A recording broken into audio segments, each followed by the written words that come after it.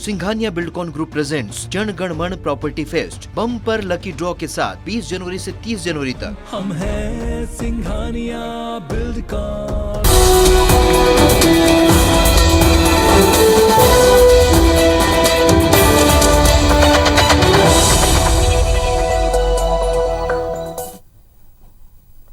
नमस्कार, IBC 24 पर मैं हूं आप सभी के साथ रचना नितेश। रात 10 बजे के इस बुलेटिन में आप सभी का बहुत बहुत स्वागत है। और बुलेटिन में सबसे पहले बात यूपी के अग्निपथ की।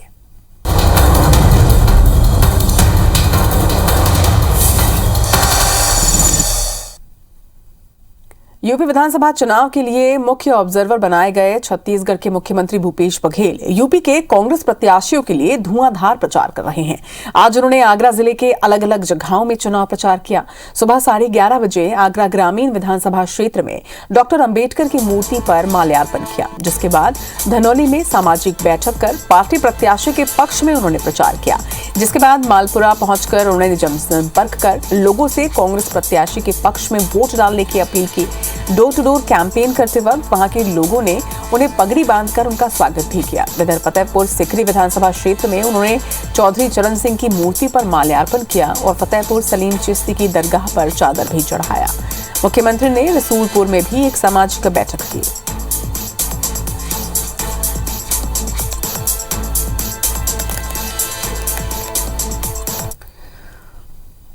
जैसे जैसे चुनाव नजदीक आ रहे हैं, बीजेपी सपा और बसपा पर आक्रामक हो रही है। वेस्ट यूपी के पहले और दूसरे चरण के प्रचार में जिन्ना और पाकिस्तान को अखिलेश के खिलाफ एक बड़ा मुद्दा बना लिया है, तो मुजफ्फरनगर दंगा हिंदुत्व कार्य बनता जा रहा है। इधर केंद्रीय गृह मंत्री अमित शाह ने साफ शब्दों में ये कहा है कि अखिलेश यादव की सरकार जनता नहीं बनाएगी, और यदि बनाती है तो मुजफ्फरनगर जैसे दंगे फिर होंगे, क्योंकि सपा अपराधियों और माफियाओं की पार्टी है। इधर समाजवादी पार्टी के गढ़ इटावा में जाकर बीजेपी अध्यक्ष जेपी नड्डा ने पूरे भरोसे के साथ कहा है कि हमारी पार्टी 300 से अधिक सीटें पाने में कामयाब होगी। CM Yogi Adityanath, deputy CM Keshav Maurya और दिनेश शर्मा ने भी पश्चिमी उत्तर प्रदेश में घर घर जाकर वोट मांगे। अमित शाह ने लगातार तीसरे दिन पश्चिमी यूपी में घर घर जाकर वोट मांगा और कहा कि अखिलेश यादव का दोहरा चरित्र जनता पहचानती है। ये कहते कुछ है और करते कुछ और है। के अंदर सरकार की भूमिका क्या थी?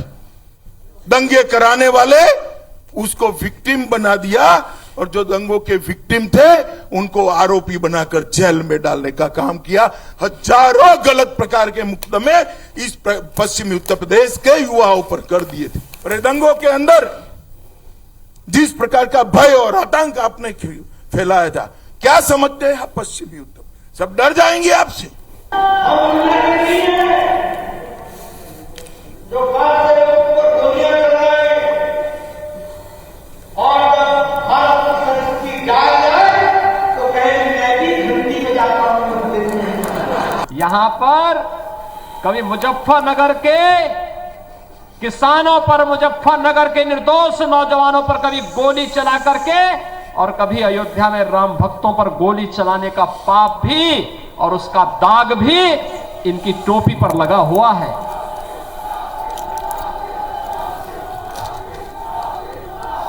ये निर्दोष राम भक्तों के खून से भी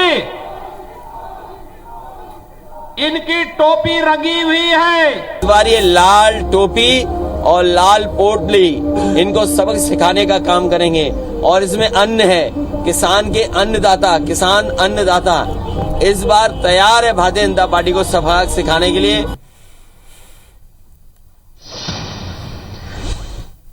देश के बड़े शायर मुनव्वर राना ने योगी के दोबारा सीएम बनने पर यूपी से पलायन करने की बात कही। मुनव्वर राना ने कहा है कि बीजेपी से दिक्कत नहीं है, मगर योगी अगर दूसरी बार सीएम बने तो वो पलायन कर जाएंगे। उनसे पूछा गया कि क्या वो पलायन कर ओवैसी के शहर हैदराबाद जाएंगे, तो उन्होंने इस पर कहा कि नहीं, हैदराबाद से बेहतर होगा कि म्यांमार चले जाएं। उनके इस बयान के बाद मध्य प्रदेश के चिकित्सा शिक्षा मंत्री विश्वास सारंग ने मुनव्वर राना को देशद्रोही बताया है। सारंग ने कहा कि देश को बांटने के धर्म से धर्म को लड़ाने की और जाति विभेद करने की बात है। मुनव्वर राना को उन्होंने कलंक बताया। साथ ही सारंग ने राना को पाकिस्तान परस्त और तुष्टीकरण की राजनीति को आगे बढ़ाने वाला भी बताया है। साथ ही ये भी कहा कि ऐसे लोग देश और समाज के लिए कैंसर हैं। अब मुनव्वर राणा जैसे देशद्रोही जिन्होंने हर समय इस देश में विभक्ति की, इस देश में धर्म से धर्म को लड़ाने की, इस देश में जाति विभेद करने की ही बातें कही हैं। मुनव्वर राणा जैसे लोग कलंक हैं। ऐसे पाकिस्तान परस्त तुष्टीकरण की राजनीति को आगे बढ़ाने वाले लोग इस देश के लिए और समाज के लिए कैंसर जैसे हैं।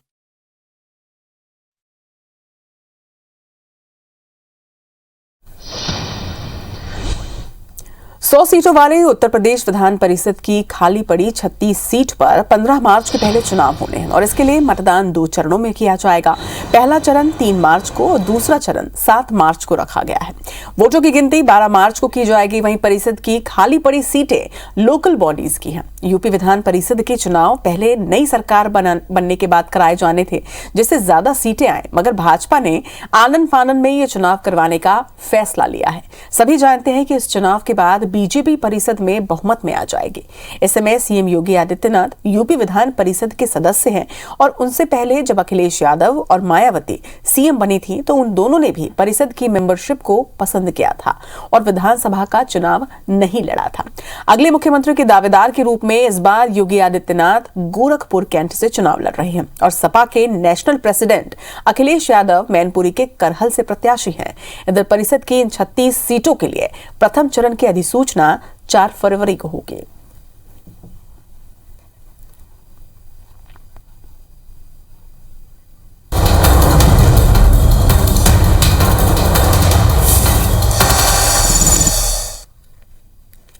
और अब रुक करेंगे कुछ और खबरों की ओर। कांग्रेस सांसद राहुल गांधी 3 फरवरी को छत्तीसगढ़ के दौरे पर आएंगे। मुख्यमंत्री भूपेश बघेल ने खुद ट्वीट कर इसकी जानकारी दी है।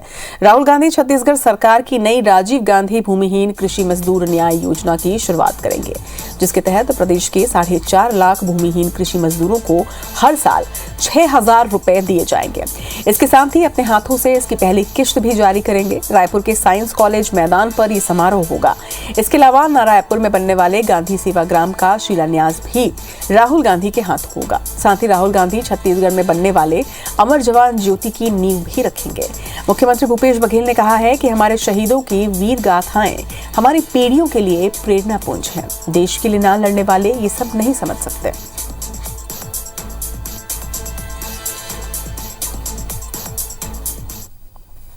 राजीव गांधी ग्रामीण भूमिहीन कृषि मजदूर न्याय योजना, प्रत्येक मजदूर के खाते में 6,000 रुपया वार्षिक दिया जाएगा। जो आदरणीय मुख्यमंत्री जी ने अपेक्षा व्यक्त की है कि राहुल जी के हाथों छत्तीसगढ़ के गरीब मजदूरों के खातों में हस्तांतरण किया जाएगा, सबसे महत्वपूर्ण योजना है। पिछले 27 दिनों से आंदोलन कर रहे नवा रायपुर के प्रभावित किसानों की आज पहली बार सरकार के साथ बातचीत हुई। कैबिनेट मंत्री रविंद्र चौबे के बंगले पर मंत्रिमंडलीय उप समिति के साथ किसान प्रतिनिधियों की करीब 4 घंटे तक बातचीत हुई। किसानों ने 11 बिंदुओं पर अपनी मांगे रखी, जिनमें से नवा रायपुर के गांव में बसे लोगों को भूमि अधिकार का पट्टा देने वाली मांग पर सरकार ने पहल की है। 15 दिनों के भीतर सरकार की तरफ से सर्वे करवाया जाएगा और हितग्राहियों की पहचान की जाएगी। इसके अलावा वार्षिकी राशि के आवंटन पर भी पहल करने का आश्वासन दिया गया है। किसान प्रतिनिधियों ने भी बैठक को संतोषजनक बताया, लेकिन फिलहाल अपने आंदोलन को खत्म करने से उन्होंने इनकार कर दिया है। उनका कहना है कि जब तक सभी मांगों को मान नहीं लिया जाता तब तक आंदोलन जारी रहेगा। इधर मंत्रिमंडलीय उप समिति सदस्य रविंद्र चौबे, मोहम्मद अकबर और शिव डहरिया के अलावा इस बैठक में वरिष्ठ कांग्रेस नेता धनीन्द्र साहू और उप मुख्य सचिव सुब्रत साहू के साथ ही नवा रायपुर डेवलपमेंट अथॉरिटी के सीईओ अय्याज तंबोली भी मौजूद रहे। कह रहे थे कि ग्रामीण क्षेत्र और शहरी क्षेत्र में जो मुआवजे का अंतर है उसमें किस तरीके से रास्ता निकाला जाए, और साथ ही साथ जो उन लोगों को लिए जो दुकान जैसे आवास जैसे जो शब्द हैं उनको पट्टा देने के बारे में, तो ये सारे विस्तृत चर्चा किया गया। जितने प्रस्ताव रखे उस पर हम लोग अब निर्णय करेंगे आने वाले समय में बहुत जल्दी। और विधिवत पॉइंट टू पॉइंट चर्चा हुई है, और हमने समय सीमा का उनसे आग्रह किया है। हमारी बातों को सुने हैं और सुनने के उपरांत ये कहा गया है कि हम इस पर बहुत जल्दी मंत्रिमंडल से चर्चा कर हम बहुत जल्दी निर्णय लेंगे और जब तक हमारा निर्णय नहीं आ जाता हम अभी आंदोलन जारी रखेंगे। सीएम शिवराज सिंह चौहान शनिवार को सतना के दौरे पर रहे। इस दौरान उन्होंने आदिवासी बाहुल्य दुर्गापुर गांव का दौरा किया, जहां उन्होंने हितग्राही सम्मेलन में शिरकत भी की। 10 करोड़ 73 लाख से अधिक के विकास कार्यों का उन्होंने शिलान्यास किया।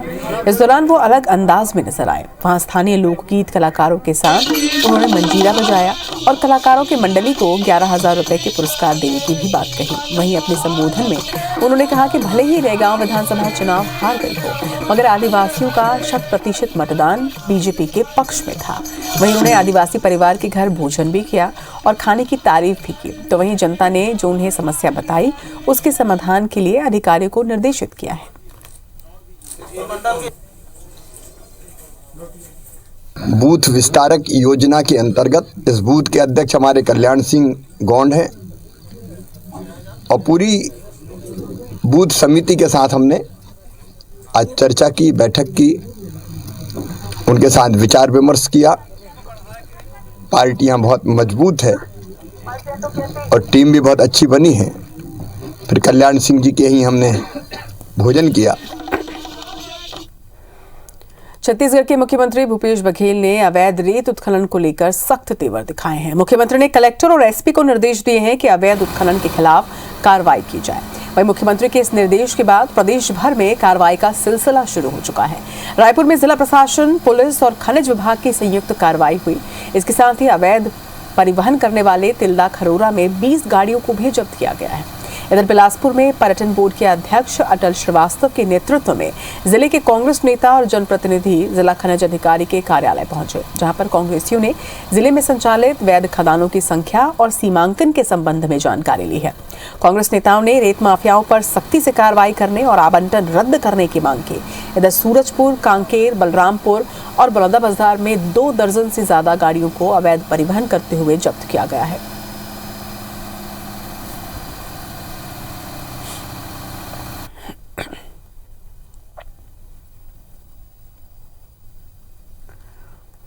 कोरबा जिले में कोरोना की रफ्तार फिर कम लगी है। बीते 24 घंटे में केवल 129 पॉजिटिव मरीज यहां पर सामने आए और ऐसे में एक बार फिर से स्कूल खोलने के आदेश जारी हो सकते हैं। जिला कलेक्टर रानू साहू के मुताबिक पिछले सप्ताह कोरोना के मामले बढ़कर 10% से अधिक हो गए थे, मगर बेहतर प्रबंधन के बाद अब कोरोना के केस 5% से कम हो चुके हैं। जैसे ही ये आंकड़ा 4% से कम होगा, स्कूल खोलने के आदेश जारी कर दिए जाएंगे। इसके साथ ही वैक्सीनेशन पर भी यहाँ पर पूरा फोकस किया जा रहा है और टीनएजर्स का टीकाकरण भी तेजी से हो रहा है। कलेक्टर ने बताया कि 100% टारगेट पूरा करने के लिए 29 जनवरी को वैक्सीनेशन का महाअभियान चलाया गया। इसके अलावा सभी वार्डों में ऑक्सीजन युक्त बेड की व्यवस्था की गई है। साथ ही आईसीयू, एचडीयू और वेंटिलेटर का भी इंतजाम है।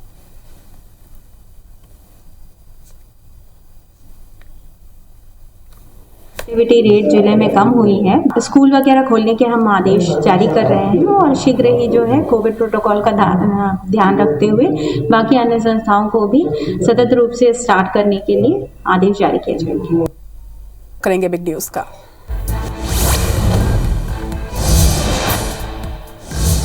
मीटिंग रिट्रीट के साथ आज 73वें गणतंत्र दिवस का समापन समारोह संपन्न हुआ। आजादी के 75 साल पूरे होने के उपलक्ष्य में इस समारोह को आजादी का अमृत महोत्सव के रूप में मनाया गया। समारोह में मुख्य अतिथि के रूप में राष्ट्रपति रामनाथ कोविंद के साथ पीएम मोदी और रक्षा मंत्री राजनाथ सिंह शामिल रहे।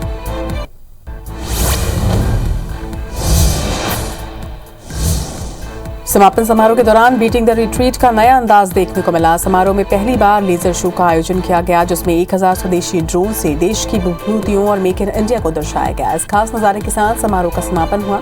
राष्ट्रपति को पीएम मोदी और रक्षा मंत्री राजनाथ सिंह ने विदाई दी। इसके साथ ही सेनाओं को भी विदाई दी गई।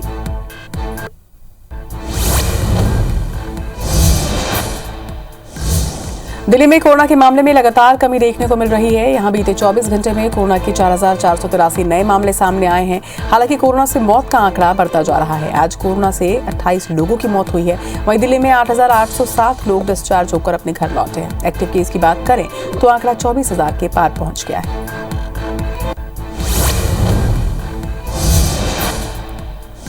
मुंबई में कोरोना के मामले में लगातार कमी देखने को मिल रही है। मुंबई में बीते 24 घंटों में कोरोना के 1411 नए मरीज सामने आए, जबकि 11 लोगों की मौत भी हुई है। मुंबई में आज 3547 रिकवर होकर अपने घर लौटे हैं। यहाँ एक्टिव केस की संख्या की बात करें तो आंकड़ा 12,000 के पार है।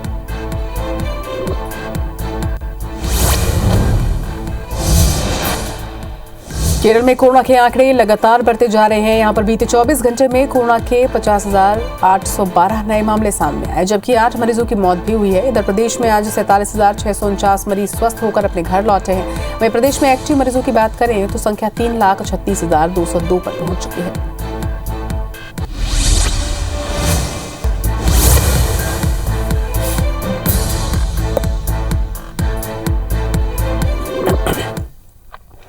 और इस वक्त बिलासपुर से बड़ी खबर आपको बता रहे हैं। सराफा व्यापारी से लूट की घटना हुई है। गहनों से भरा बैग लूटकर 2 बाइक सवार भागे हैं। बताया जा रहा है कि 5 लाख से ज्यादा की ज्वेलरी इस बैग में थी, जिसे लेकर बदमाश फरार हो गए। कोतवाली थाना क्षेत्र के रपटा चौक की पूरी घटना बताई जा रही है।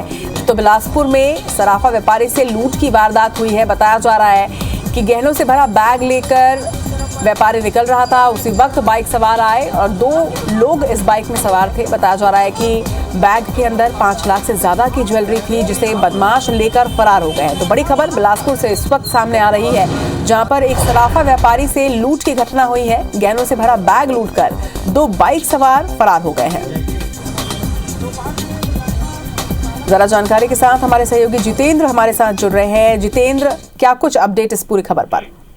देखिए, कोतवाली क्षेत्र के ही ये ज्वेलरी व्यवसायी हैं विक्की सोनी। ये अपने दुकान से ज्वेलरी से भरा बैग लेकर अपने घर जा रहे थे। इसी दौरान कोतवाली थाना क्षेत्र के ही रपटा चौक के पास अज्ञात बाइक सवार 2 युवक आए। नकाबपोश युवक थे और इन्होंने जो ज्वेलरी से भरा बैग है वो लूट कर यहाँ से फरार हो गए हैं।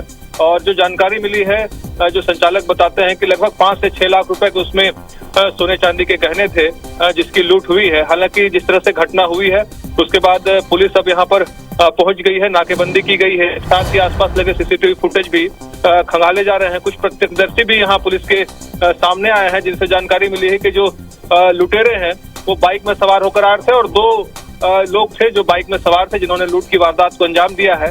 हालांकि पुलिस ने भी नाकेबंदी की हुई है, पुलिस अभी मौके पर है और यहाँ पर पूछताछ भी की जा रही है। साथ ही तस्दीक करने की कोशिश की जा रही है कि फिर वो बाइक सवार लुटेरे कौन थे। हालांकि अभी तक पुलिस को कोई जानकारी ठोस नहीं मिल पाई है, लेकिन जिस तरह से घटना हुई है ये माना जा सकता है कि यहाँ पर जो लगातार जो अपराधियों के हौसले हैं वो बुलंद है, क्योंकि लगातार इस तरह के मामले सामने आ रहे हैं जब वो बेखौफ लूट की वारदातों को अंजाम दे रहे हैं। कुछ दिन पहले भी बिलासपुर में 2 बड़ी घटनाएं हुई थी, जिसमें डकैती और लूट की घटना हुई थी। हालांकि पुलिस को इसमें सफलता मिली थी, लिहाजा पुलिस अब ये मानकर चल रही है कि इसमें भी जल्द उसको सफलता मिलेगी। हालांकि अभी प्रारंभिक जांच में जिस तरह से सीसीटीवी फुटेज है वो खंगाले जा रहे हैं और उसमें कुछ संदेहियों की भी जानकारी पुलिस को मिली है। चलिए, उम्मीद यही करते हैं कि जिस तरह से सीसीटीवी फुटेज अब सामने आ चुका है, जल्द से जल्द जो आरोपी है वो पुलिस की गिरफ्त में हो और इस लूट की घटना के पीछे जो भी साजिश है वो भी सामने आए, साथ ही वो गिरफ्त में वो हो और व्यापारी के लूटे गए सामान को भी वापस दिलवा दिया जाए। तमाम जानकारी के लिए आपका बहुत बहुत शुक्रिया। तो बिलासपुर से ये बड़ी खबर, जहां पर सराफा व्यापारी से लूट की घटना हुई है और ये कोई पहली घटना नहीं है, इसके पहले भी इस तरह की घटनाएं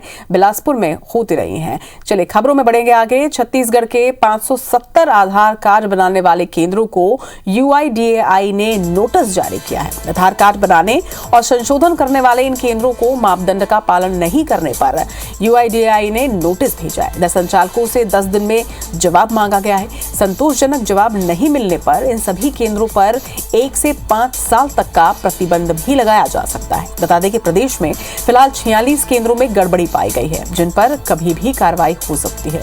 इन केंद्रों के खिलाफ बहुत दिनों से अधिक शुल्क वसूलने, अधूरे दस्तावेजों के बावजूद कार्ड बनाने और संशोधन करने की शिकायतें मिलती रही थीं, जिस पर एक्शन लेते हुए UIDAI ने केंद्रों को नोटिस जारी कर दिया है।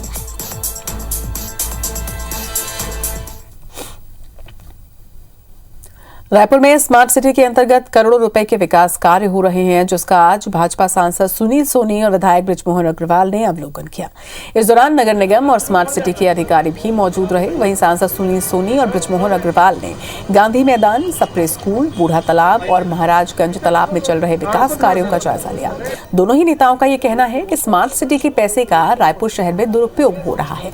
निगम के जिम्मेदार जनप्रतिनिधि और अधिकारी बिना योजना के काम करवा रहे हैं, जिससे पैसे के नुकसान के साथ साथ शहरवासियों को भी तकलीफ हो रही है। इधर दोनों ही नेताओं ने स्मार्ट सिटी के विकास कार्यों का अवलोकन कर अधिकारियों को बेहतर काम करने के भी निर्देश दिए हैं।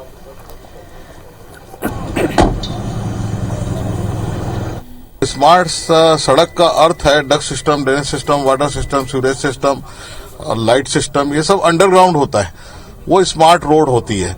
और ये बात को मैंने लगभग 14 शहरों के अंदर भी देखा है। आज रायपुर में भी हम लोगों ने यही सुझाव दिया है कि जो पैसे का दुरुपयोग हो रहा है उसको रोक कर अब जो है सही काम हो। कोतवाली से लेकर नगर निगम चौक तक स्मार्ट रोड बनाइए। स्मार्ट रोड कोई 2 किलोमीटर 5 किलोमीटर का बने तो समझ में आता है, आधा किलोमीटर का स्मार्ट रोड बना के और वहां पर नया नया प्रयोग करके और लोगों को परेशान करने का काम किया जा रहा है। मध्य प्रदेश का पहला ड्रोन स्कूल ग्वालियर में खुलने जा रहा है। मार्च में मिट्स कॉलेज में ड्रोन स्कूल शुरू किया जाएगा। इंदिरा गांधी राष्ट्रीय उड़ान अकादमी और मिट्स के बीच मेमोरेंडम ऑफ अंडरस्टैंडिंग हो चुका है। देश के पहले ड्रोन स्कूल में 3 महीने से लेकर 1 साल तक के कोर्स चलेंगे। फरवरी में इंदिरा गांधी राष्ट्रीय ड्रोन अकादमी भर्ती विज्ञापन जारी करेगी। इसमें प्रवेश और नियमावली का उल्लेख रहेगा। बता दें कि 11 दिसंबर को नागरिक उड्डयन मंत्री ज्योतिरादित्य सिंधिया ने प्रदेश में 5 ड्रोन स्कूल खोलने का ऐलान किया था। बीते साल 11 दिसंबर को ग्वालियर में आयोजित ड्रोन मेले में मध्य प्रदेश में 5 ड्रोन स्कूल खोलने की बात कही थी। ये स्कूल इंदौर, भोपाल, जबलपुर, ग्वालियर और सतना में खुलेंगे।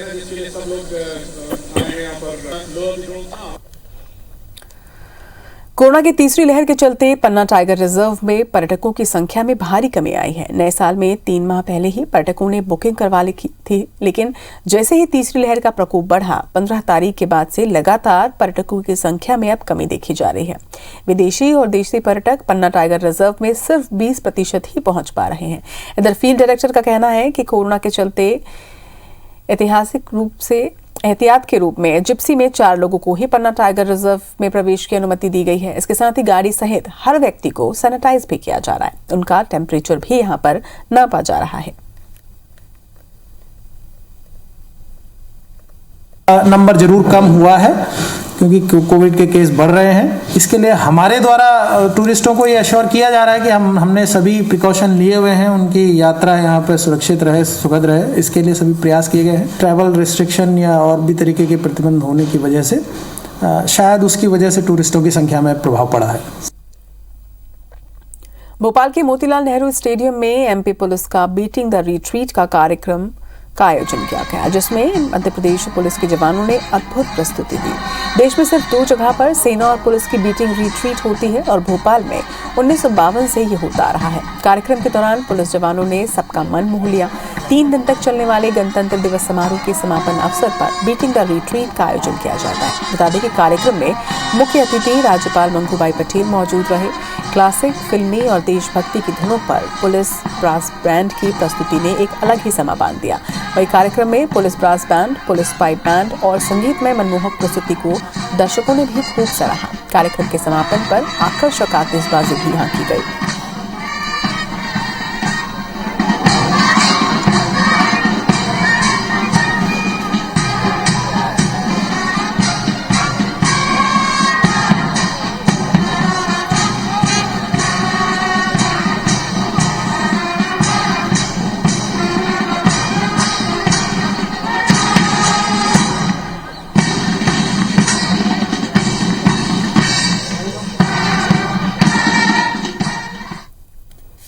इसी के साथ इस बुलेटिन में फिलहाल इतना ही। नमस्कार।